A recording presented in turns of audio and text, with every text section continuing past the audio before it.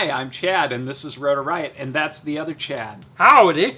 Okay. Today we're going to do the Taranis. So we've already done the build video for the Rotor Riot Alien 5-inch, and we've done the setup for the KISS FC, KISS ESCs, all that kind of thing. So the next part is Taranis radio, which we're going to cover now. So a lot of you guys First things first, you got to charge the battery. Two things you could do. You could just use the junk battery that it comes with, and I say that because it doesn't last very long. We're not going to get into that, but the standard battery is pretty bad. It comes with a charger, and it takes forever to charge. So it takes like 2 days to charge it, and it runs out in like 2 hours. Yeah. First things charge. So can I turn it on? Yes, turn it on. Welcome to OpenTX.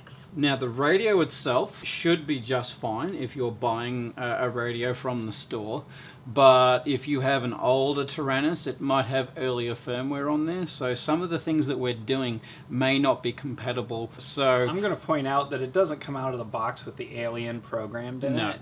I think someone already did that. I already did some planning. Here's something that we prepared earlier. You need OpenTX 2.1 or later for some of the telemetry options that we're going to be doing. I'm not going to go through that. How can I see which version's on here? Simple matter of holding and pressing the menu button down, and then pressing page till you get to the end of the screen, and it will say OpenTX Taranis Plus version 2.1.6. Fairly new enough, but if there's anyone out there with an older Taranis, you may need to update.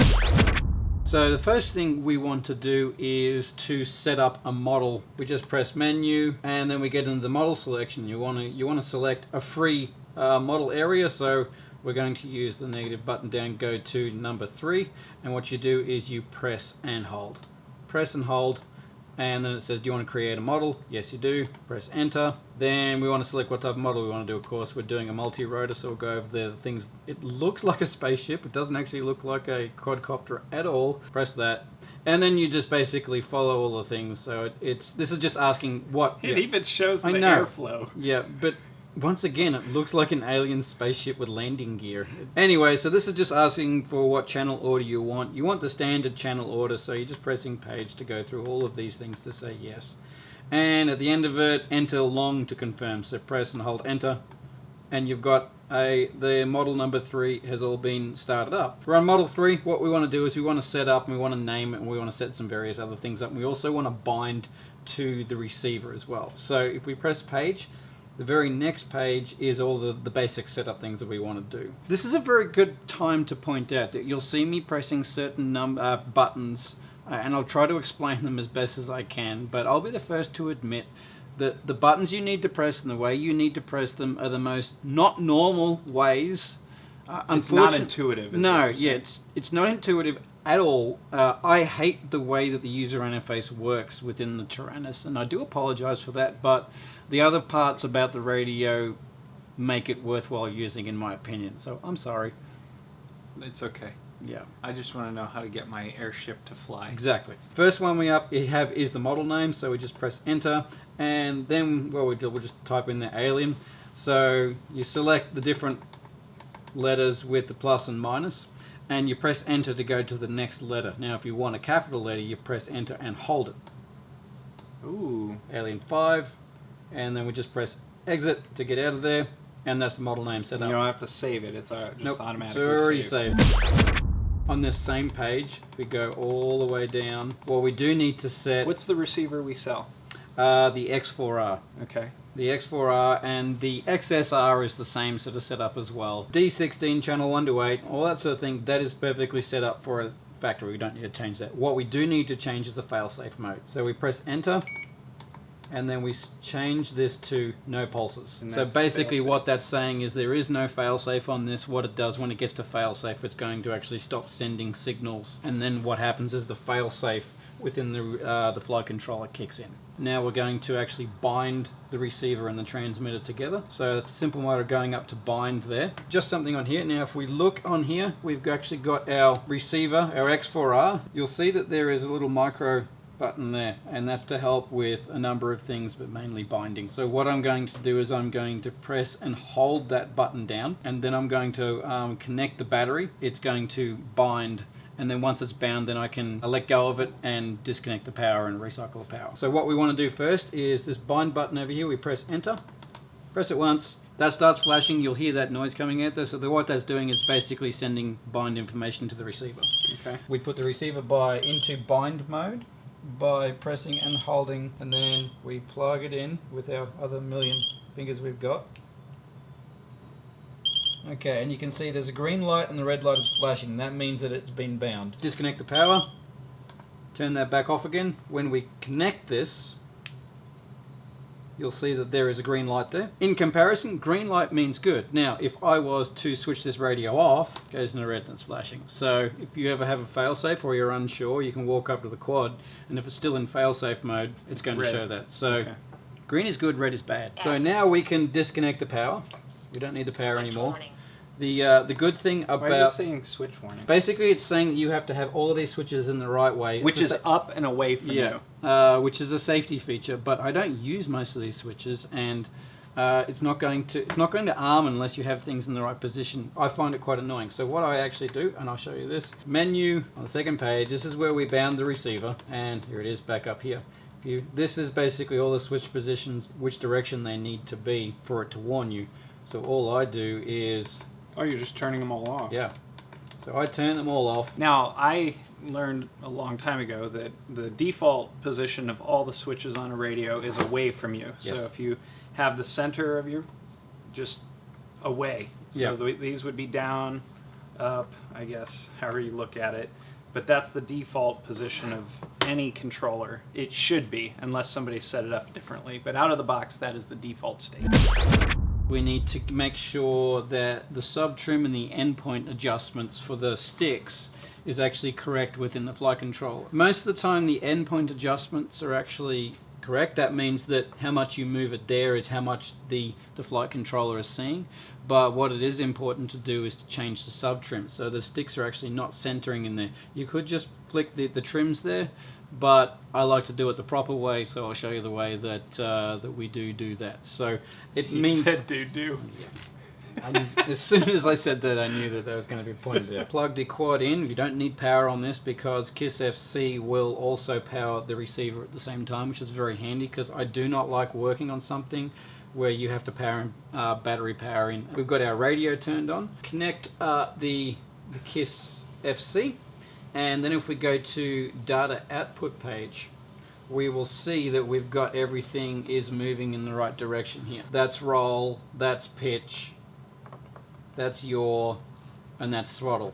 And the reason why that is all correct is because we set this up as default when we set up the model, and also when you go back to the configuration tab, we've set it as FrSky S-Bus. If you do have a problem with the channel mapping order, it's probably because you've changed the default settings somewhere within the Taranis. Everything is moving on the right channel and in the right direction, and you can also check that by going over to rates. You can see in the rates screen, you can roll left and right. That You little model right there, it moves similar to how your quad would move. Exactly, yeah. So I mean, even the speed of its movement. exactly, that's the whole point of that there. But that's handy to have there because it allows you to control that, just to see that everything's going in the right direction. Which way's forward on that little model? Up the Brown? top. Well, I think that's supposed to be more red. Gray, red. I think it's supposed to be, I don't know. What color is that? It's like brown. No one flies brown props. Anyway, what we also want to check is the endpoint so that it goes to the correct amount. Now on a Taranis, by default, it should be correct. What we're looking is 1,000 to 2,000 in terms of total movement. So if we move the roll all the way over, we want to see 1,000, which is what we're seeing. If we want to go the other way, we see 2,000. So we just check that with all of these here. If that is out, we can change that, and I will show you how to do that. But what I'm seeing, and what I always tend to see when I get a brand new Taranis, and every time I set up a new model memory, is that in fact the sub-trim, the middle point, is actually incorrect. In the middle we want it to be 1500. Throttle doesn't really matter because it's not, there is no midpoint. But if you look at roll, pitch, and yaw, they're all sitting at around 1490, 1495. And you wanted them to be at 1500. Will that cause a drift? It will. That will cause a drift, so a very, very, very slow and slight drift, but we want to get rid of that. To get to the sub-trim and endpoint page, we press enter, press and page through until we find it. There it is there. It's page 7. Page right? 7. Of page 12. Page 7 of 12. Basically what we've got is all these different channels. While they're not named, you can still see what they are. So for example, Channel 1, if I move that, you'll see that there is a tiny little arrow there that's showing left and right or up and down. Now if I roll, that's the next one. If I pitch, that's the next one. But all the arrows are left and right. They're all left and right, even if you're going up and down. So it's just meaning 1000 to 2000. Channel 1 is throttle. We've already got 1000 to 2000. We're quite happy there. The next one we look at is roll, which is channel 2. And on channel 2 roll, it is sitting at 1496. So we will go down to channel 2, press enter, and then go across to this part here, where on the top there it says subtrim. Then we just press enter and we adjust it, positive or minus. So we want to go up, we're at 1498. And then we're just sitting in the middle of 1500 now. You'll probably never get it absolutely perfect, and every once in a while you might even need to go in there and change it, because the pots and the transmitter do tend to change every once in a while. They're still analog. Exactly. You're getting it as close to 1500 as you can. It might sort of click between 1501 and 1499, but you're getting it as close as you can. And we are all done now. So now all of these are sitting at 1500 or very, very close. Now let's say, just for argument's sake, that roll, which is channel 2, It's only going to 1900. it's only going to 1900, or it's not going far enough. So what you can do is you can go across to, you got min and max, so you can adjust each side of the control stick. So you just simply press that, and we can drop that down. So now if we push roll across, you'll see it's going to 1048. So we've dropped that down. So you can adjust that. So we're done. Let's go fly. Not quite. So of course you need to arm it some way.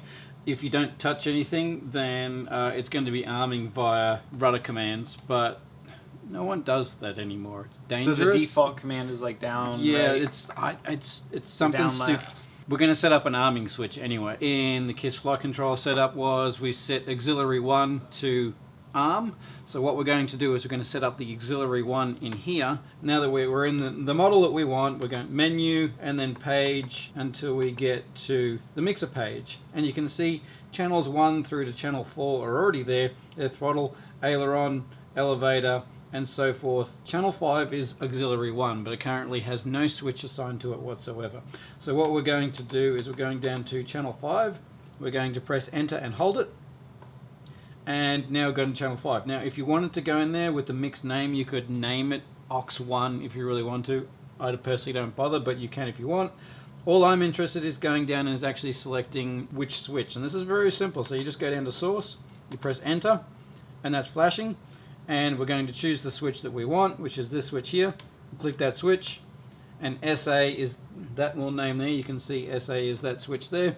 So that means that that switch is now selected. Now, what we can now do is go into the user interface, connect it up to the KISS user interface, and then we want to go over to the data output screen. And if we flick SA, we will now see that auxiliary 1 is moving. I know, Chad, when you said you wanted it to arm, you wanted to arm all the way up. That is correct. Now, if we have a look over here, auxiliary 1 is low when it's in that position, and there it's high. When I've set arm in the KISS GUI, if we go across the configuration, we can see the auxiliary 1 high is arm, so we're low where you want it to arm. So all we need to do is go into our radio once again and continue on page through to the outputs.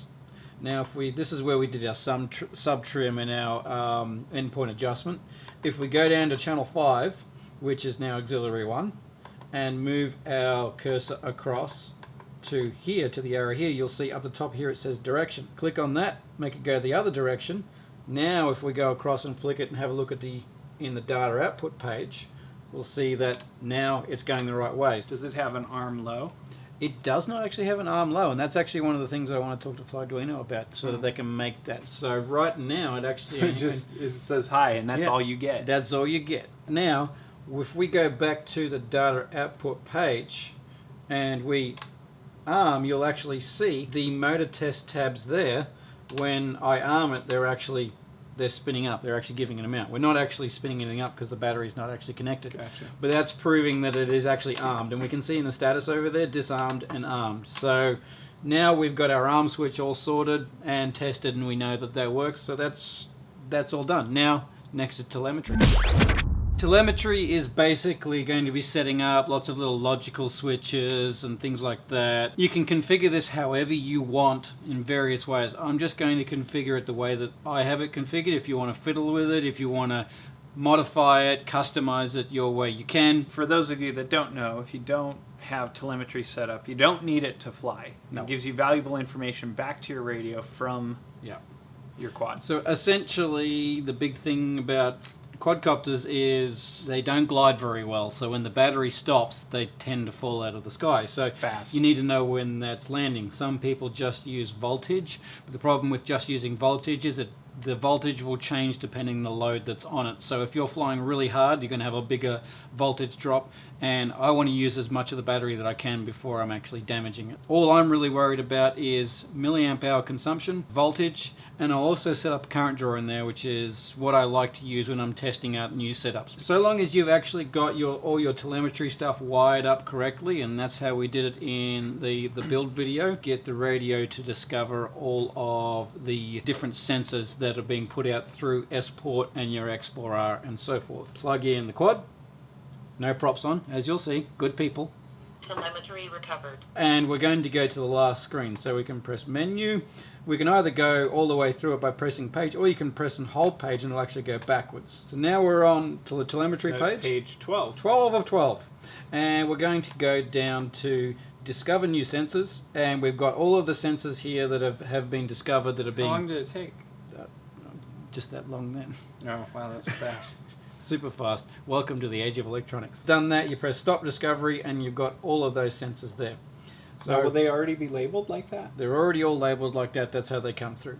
There are a couple of things that you do need to change, and one of them is fuel. So if we have a look, we can see that fuel is 0%. It comes default set up in percent, so it's talking about how many percent that you've used. I prefer to use milliamp hours because it's more familiar to me. So fuel selected, and then you press enter and hold it. We can go into editing it. So we can go down to where it says percent. You press enter, and you can select what you want. There's all these different possible ones you can select there. So we're going to select milliamp hours. There will be a caveat that I'll have later on, which will probably test this, and this is actually a bug in some of these firmwares where it'll actually say miles per hour instead of milliamp hours. I've got a way of getting around But it's really that. cool because when Chad's flying, it says 250 miles per hour. The more I fly, the faster I get. So I kind of like it, but I'll show you a way of getting around that, and I'm sure in later versions of it they'll have that figured out.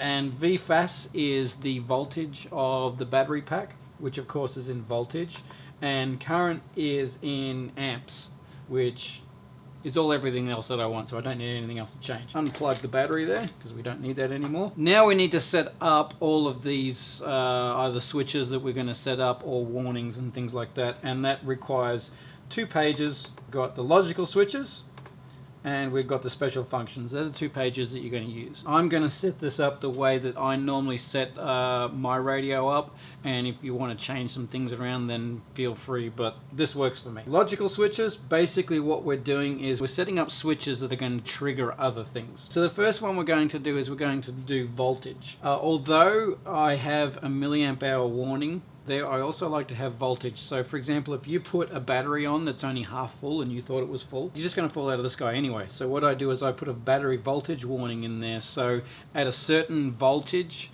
I will get an alarm. If the other sensors fail for whatever reason, I've got a backup. It's not the best, but at least it gives me a warning. So I'm going to set up logical switch L1. So if I click on that and I want to select, there's all these different little things here.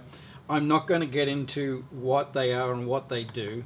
Basically, all I want is when A is smaller than X, that's basically just a switch state. That's all you need to worry about. If you want to learn more about that, jump on YouTube and go nuts. The next one that I want is VFAS. So there's a whole heap of different options available through here. So now we've got VFAS. So when this state switches, we're talking about our voltage. The next one that we want to select is the actual voltage. So I have it set at 13.8 volts. Now that's low. I get that that's low, and I'm talking about worst case scenario.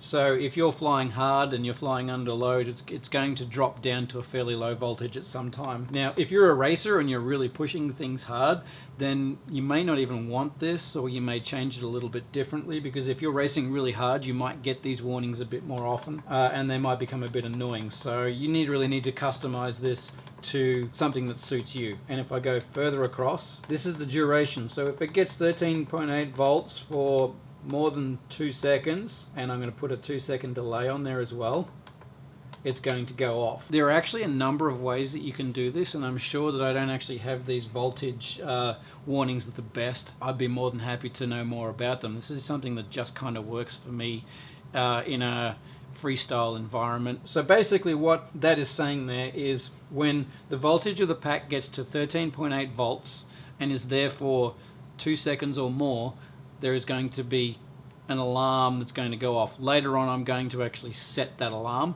but this is just the switch. So the logical switches is the switch side.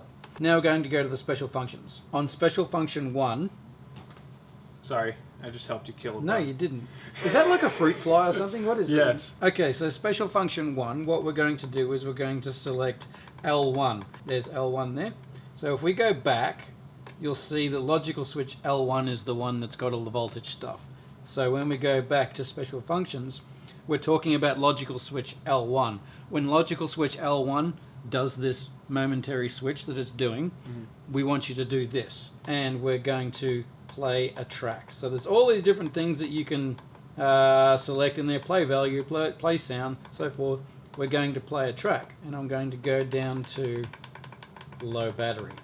Low battery. At the end there is basically just saying that it's low battery one time. So when that reaches that voltage state that you've set in that switch, it's going to play the track low battery once. And that's pretty much it for the low battery warning. So we'll get on now to the milliamp hour consumption and the current consumption. And now we want to change this, but we want it to be the other way, so when A is bigger than X. Instead of VFAS, we're going to select fuel. So this is going to be milliamp hour consumption alarms. Okay, fuel. So we've got fuel negative, and fuel plus. Make sure you select fuel. Same with the VFAS. We just want that straight figure there. Next we go over, okay, at what point in time do we want to make that trip? So I am assuming here that you're using a 1300 milliamp hour pack. Whatever you set it for needs to be suited for your pack. So of course you only want to be using 80% of your battery, because if you use more than 80% you can damage it. We'll set this up, the first warning, at 900 milliamp hours. Okay, so that's set. When the battery reaches 900 milliamp hours, there's going to be a switch that's going to be tripped. Okay, so what we're doing is we're doing the same thing as we did above. This is going to be a second alarm. I like to have 2 alarms. So the first one is at 900 milliamp hours to say, hey, you should land, just in case you don't hear it, or you ignore it, or you get awfully excited and forget about it. I like to have a second one that's a bit more like, not only should you land, but you really need to land now. Same as before, but what we're doing is we're going to be turning this one to 1000 milliamp hours. So this is, okay, you really need to land now. So now we've got all of those guys set up like so. We go back over to the next page. Now that we've got those logical switches on L2 and L3 set, what I'm going to do here is to say play value. So what she's actually going to do is she's actually going to say the amount, 900 milliamp hours. In reality, she might say a little bit higher, because by the time she says it, it's already gone past there. So what we need to find now is fuel. That now means, if we go back one page, at L2, when fuel reaches 900 milliamp hours, we go across to the next one, L2, it's going to play the value fuel. So let's make the next one. This is the 1000 milliamp hour switch from the logical switch page, so that'll be L3. And we might do something a little bit different with this one. Play sound. There we go. So now, when L3 reaches 1000 milliamp hours, it causes a switch, and L3, it's going to play a sound, which is a siren, which is going to tell you I'm going to have to land. When I reach the time to land, I'm going to get the milliamp hour consumption told to me via voice. And if I go over that by too much, I'm going to get an alarm clock to say, hey, dickhead, you need to land now. They're the only things that I really use every day whenever I go flying. Right, so the last part now is to set up the switches so that when you want to get certain things on demand. Let's say you're flying along, you're flying out somewhere with your friend, and they go, how much battery have you got left? Well, you don't know until it's time to land. So what I'm going to do is I'm going to set up a switch so that when you flick the switch, it's going to tell you how many milliamp hours you have used, so you know how much you've got to go. Now what I do like to use personally is I like to use this switch because that's the trainer switch and it's spring loaded, so you just flick it once and it'll give you the amount that you need and it'll flick back into the original position, so you don't need to worry about flicking it back. I'm going to go down to SF4. When it comes to selecting that, you can either find it that way or once again flick the switch. So we've got SH, which is the name of the switch on there, and you can see the arrow button is the direction that you actually flicked it. Play value, and then we find fuel. So now when you flick SH, it'll play the value of fuel. So if I flick this, and I know she's probably going to say miles per hour, so please forget that. 0 miles per hour. There we go. Yes, she said miles per hour.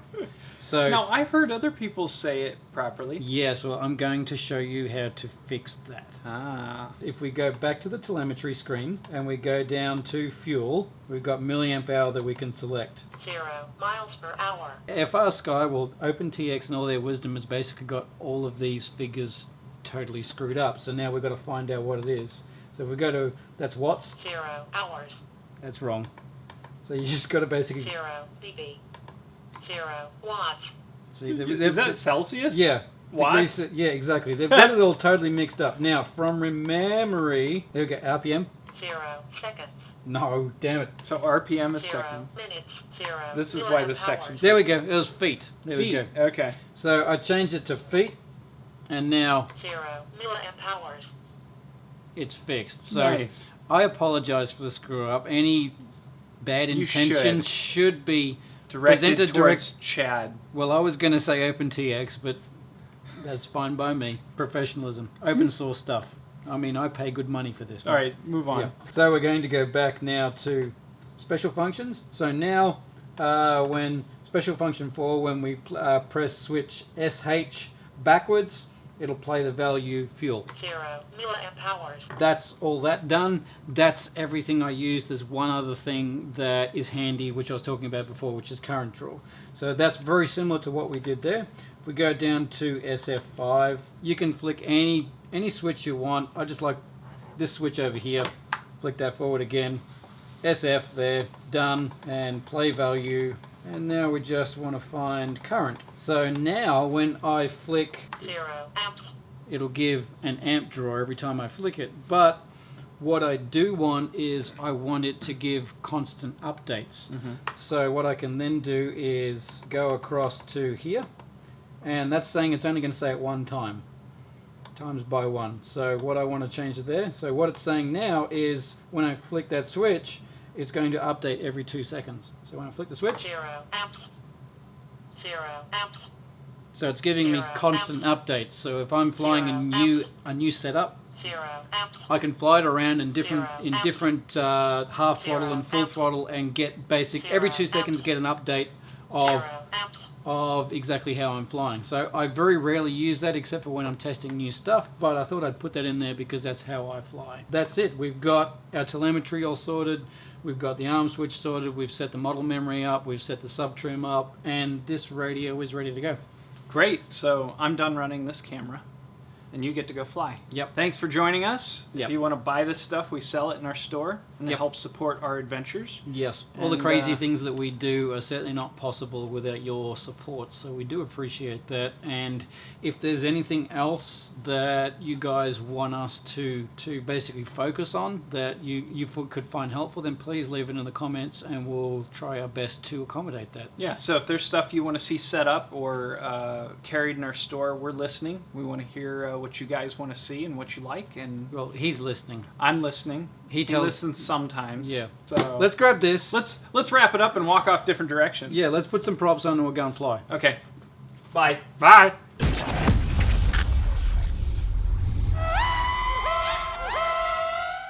Stuff is only 5 letters.